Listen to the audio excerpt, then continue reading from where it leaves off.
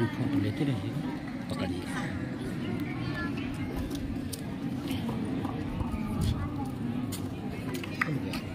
खुल गया ना? हाँ ठीक है।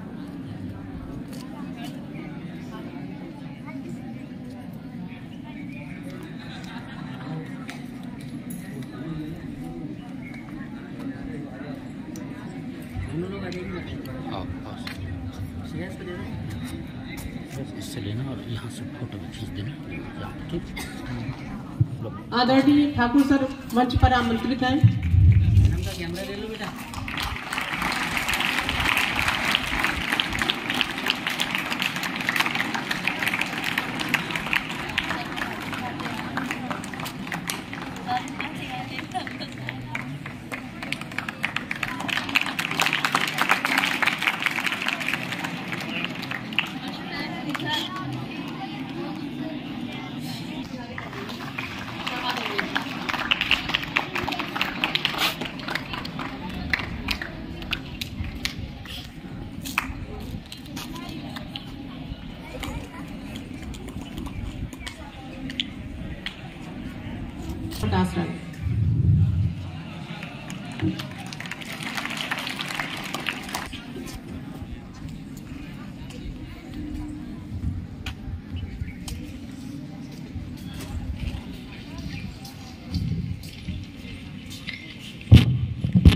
आदरणीय प्राचार्य महोदय, विद्वान शिक्षकगण एवं मेरे प्यारे भाई और बहनों, आप सभी को सुप्रभात।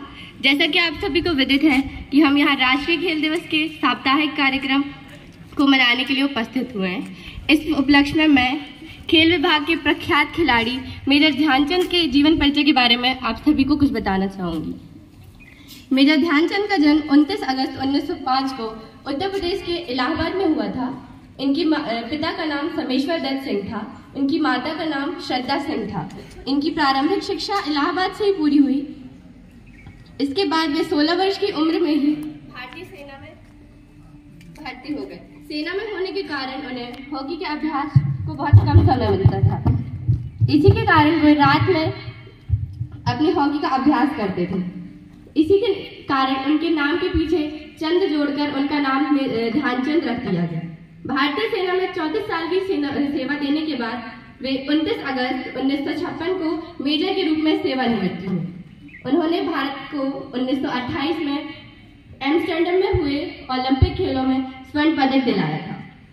उन्होंने साल 1928 के साथ साथ 1932, 1936 में ओलंपिक में भारत को स्वर्ण पदक दिलाया। इसी कारण उन्हें हॉकी का जादूगर भी कहा जाता है। इनका निधन 3 दिसंबर 1979 में हुआ।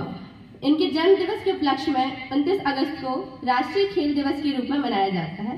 इन्हें भारत के द्वारा साल 1956 में पद्म भूषण से सम्मानित किया गया और इनके सम्मान में 2002 में दिल्ली में स्थित नेशनल स्टेडियम में का नाम ध्यानचंद नेशनल स्टेडियम रख दिया गया। इसी के साथ मैं अपनी वाणी को विराम देना चाहूँगी। धन्यवाद आप सभी।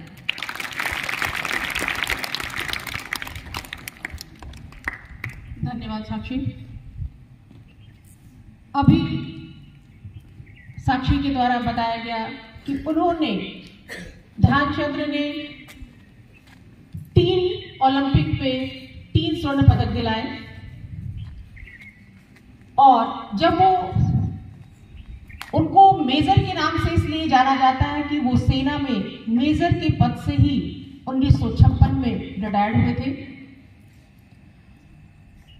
वो हॉकी के जादूगर, अपनी आत्मकथा, उनकी लक्ष्य था गोल।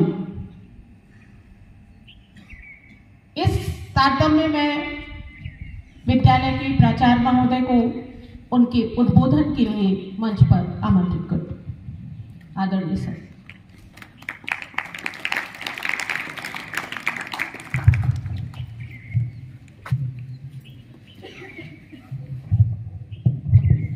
सबसे पहले तो मैं देश के गौरव मेजर ध्यानचंद को हार्दिक श्रद्धा सुमन अर्पित करते हैं और उनके जन्मदिन 29 के लिए आने वाले भविष्य के लिए हम सभी के लिए दुआएं करते हैं कि हमारे देश के बीच में ऐसे सबूतों का आगमन होता रहे। मेजर ध्यानचंद का जन्म इलाहाबाद में हुआ था लेकिन मेयर उनका कार्यक्षेत्र बुंदेलखंड था और सबसे ज़्यादा लगाव झांसी से था और एमपी और यूपी के बुंदेलखंड में उनकी कर्मभूमि थी और इसलिए क्या नाम है स्टेडियम का नाम भी बुंदेलखंड को टच करता है। मेजर ध्यानचंद एक प्रतिभाशाली खिलाड़ी थे, लेकिन उन्होंने इस जमीन से जुड़े हुए थे और जो इंसान जमीन से जुड़ता है, क्योंकि हम सभी जमीन से संपर्क करते हैं और लैंड से हमारा बहुत बड़ा टच रहता है, वही लोग ऊपर अप करते हैं, ठीक है ना। तो मेजर जी का ये बहुत बड़ा ये संदेश है हम लोगों के बीच में कि क्रिया सिद्ध सात्विक महताम उपकरण। सच्चाई तो यही है कि लकड़ी के स्टिक्स को क्या नाम रॉड बना करके हॉकी का स्टार्टिंग किया। जैसे सचिन तेंदुलकर क्या करते थे कि बाहर जा करके अपना एक क्रिकेट लकड़ी का बना करके उस पर खेला करते थे। तो प्रिलिमिनरी स्टेज पर स्टार्टिंग इसी तरह से की जाती है। अच्छा वर्क करने के लिए हमेशा अच्छे वर्क हमेशा टॉप से शुरू नहीं होते, अच्छे वर्क हमेशा बॉटम से शुरू हुआ करते हैं और वो टॉप पर जाते हैं। जो टॉप पर वर्क होते हैं वो बॉटम पर चले जाते हैं। तो ये तो सर्कमस्टांसेस हैं, कंडीशन क्या कहती हैं, इस पर ज़्यादा ध्यान नहीं देना चाहिए, बल्कि मेजर जी को राइट है और डिजर्व करते हैं इस सम्मान को। हमारी सरकार ने भी इस सम्मान को काफ़ी प्रोजेक्ट किया। उसका कारण है कि मेजर आप लोगों को ये बता दें, हमारी सरकार भी जिस तरह से अलग अलग हेतुओं में पैसा खर्च करती है, उसलिए गेम्स एंड स्पोर्ट मंत्रालय बनाया है। उसके अंदर भी चांस एंड अपॉर्चुनिटी लोगों को देती है, लेकिन उसके साथ साथ ये कहते हैं कि इनको कैप्टन की उपाधि मिली, जैसे धोनी को भी कैप्टन की उपाधि मिली है, प्लेयर्स को कैप्टन की उपाधि मिलती है। तो ये मतलब अगर वो लोग उनका टच जो है ना आर्मी से रहता है, उनका टच रेलवे से रहता है, तो क्या नाम सरकार ने भी एक कोटा किया हुआ है स्पोर्ट्स पर्सन के लिए, क्योंकि सरकार का ये विचार है कि जो एक्टिव फील्ड्स हैं, ठीक है ना, जहाँ मोर एक्टिवेशन की लोगों की जरूरत है सेवाओं की, वहाँ पर खिलाड़ियों को क्यों ना प्रोत्साहित कर लिया जाए। कुछ साल पहले एक बहुत बड़ा आइडिया आया था और माननीय मुलायम सिंह जी ने वो आइडिया दिया था कि अगर एक अच्छा सेलर तैयार करना है तो उस सेलर एरिया से जाइए, ठीक है ना, और एक अच्छा जिस फील्ड से लोग टच रखते हैं, नाव चलाने वाले एक अच्छे सेलर हो सकते हैं, अच्छे कैप्टन हो सकते हैं, अच्छी डायरेक्शन में नाव चला सकते हैं, उनको प्रमोट करना चाहिए। और जो जिस फील्ड में लोग हैं उनको भी प्रमोट करने की, इन सभी इन टोटलिटी हमारी सरकार के विभिन्न अच्छे नेताओं ने भी इन बातों को प्रमोट किया है। हमारी वर्तमान सरकार भी इस बात को बहुत प्रमोट करती है और भूतपूर्व सरकारें भी इस बात को प्रमोट करती रहती है। एक सेंटेंस ये कहता है कि पंडित नेहरू जी ने ये कहा था कि ओलंपियाड में ये इंपॉर्टेंस नहीं है कि जीत जाओ, ये भी इंपॉर्टेंस है कि उसमें पार्टिसिपेशन करो। मतलब हार का भी इंपॉर्टेंस है, जितना जीत का इंपॉर्टेंस है उतना हार का भी इंपॉर्टेंस है। उसके बाद अभी क्या हुआ, बीच में जो भी लोग आए जो देश की लीडरशिप में थे, उन्होंने खेल को भी स्थान दिया है। इसलिए बजटरी प्रावधानों के अंतर्गत भारत सरकार ने भी इसको बजट कर रखा है। लेकिन सरकार ये चाहती है कि मिनिमम पार्टिसिपेशन तो होना चाहिए। कभी कभी हम लोग बहुत बड़ी चूक कर जाते हैं कि क्या नाम फील्ड शून्य की तरफ को चले जाते हैं। तो मेजर जी का आगे इतिहास क्या कहता है कि एक बार मौका मिला एमएसडब्ल्यू में खेलने के लिए, तो विदेश जाने के लिए, तो मेजर ध्यानचंद जी को के साथ जो गेम खेल हुआ वो हिटलर के सामने हुआ। तो हिटलर ने जब ये इनको देखा खेलते हुए, तो हिटलर ने कहा कि आप इंडिया की तरफ से न खेल करके आप जर्मनी की तरफ से खेलना चाहते हैं, तो मैं आपको बहुत बड़ा सम्मान देना चाहूँगा और जर्मनी आपको लाइक करता है। मतलब हिटलर जैसा इंसान जो कि जिसकी एक टैलेंट को पहचान करने की एक शक्ति थी, बहुत बड़ी शक्ति थी, और वो शक्ति ही एक स्ट्रॉन्गनेस है, उसकी विल पावर भी थी।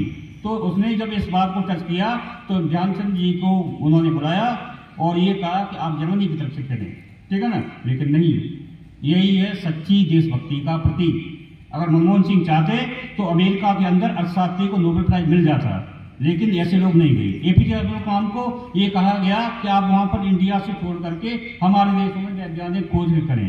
उन्होंने कहा नहीं, हम इंडियन हैं, ठीक है ना। हम लोगों की हमेशा एक ही मुंह पर शब्द होने चाहिए कि वी ऑल आर इंडियन, हम सभी भारतीय हैं। सबसे पहले हम सब भारतीय हैं और उसके बाद हम सभी भारतीयों को हमारा देश चांस और अपॉर्चुनिटी प्रदान करता है। हम लोग बहुत बड़ी भूल कर रहे हैं, हम लोग पार्टिसिपेशन इस साइड में भी नहीं कर रहे।